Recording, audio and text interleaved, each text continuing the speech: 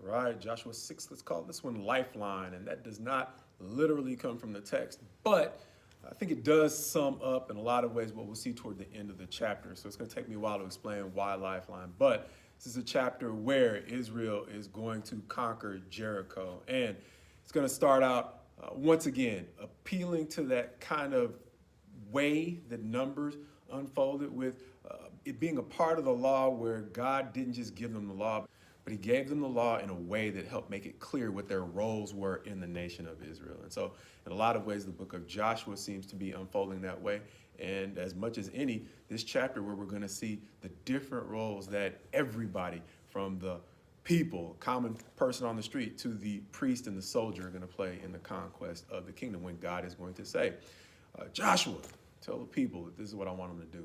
He's going to say roughly for 6 days, I want the people to march around the city once a day. And on the seventh day, he's going to have 7 priests with 7 horns or 7 trumpets made from ram's horns. They're going to be preceded by some of the mighty men, and then they're going to be followed by a rear guard.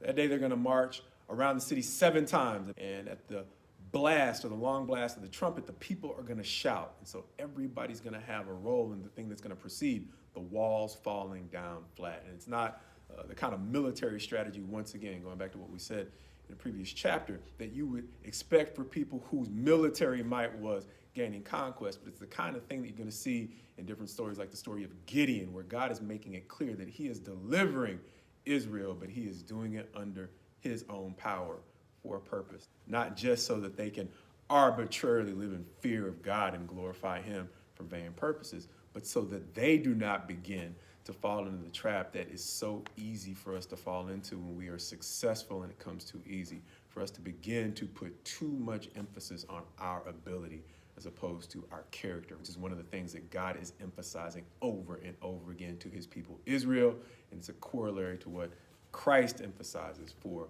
his people today.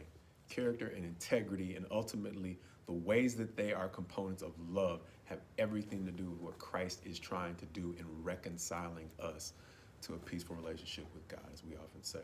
But in this chapter, the reason why we call it lifeline is as they go into Jericho and they begin to devote the city to destruction, they basically throw a lifeline to Rahab, the prostitute, who sheltered the spies who looked over the territory before the assault. And so what happens is the sign that they used for Rahab to have her household delivered during the siege of Jericho was the very same lifeline she threw to them as she lowered them out of her window into safety, telling them to hide 3 days until it was safe for them to go back to Joshua. And that's exactly what happened. And so the interesting thing about that scarlet lifeline that she threw to them is the very same thing that she used to deliver them was the thing that seemed to stick in their mind in a time when they were to return the kindness to her. And in life, it's like that. Oftentimes, the things that people are going to remember most about us are the ways in which we were able to help them in their times of distress. Because likewise, when you've been in stressful times, not so much the one who's doing the helping. I just know from a personal perspective, I tend to remember the folks who have helped me out in times when I was in a tight. And I hate the times when I forget. And so likewise, the very thing that she used to help these men out was memorable enough for them to say, this is the thing that you should use when we are coming back to conquer the city, to remember the promise that we made to deliver you in the way that you delivered us. And so there are often times when the lifeline we throw out is the one that God will use to deliver us in a time of need. Never necessarily seeing the day we would need kindness showed to us in turn.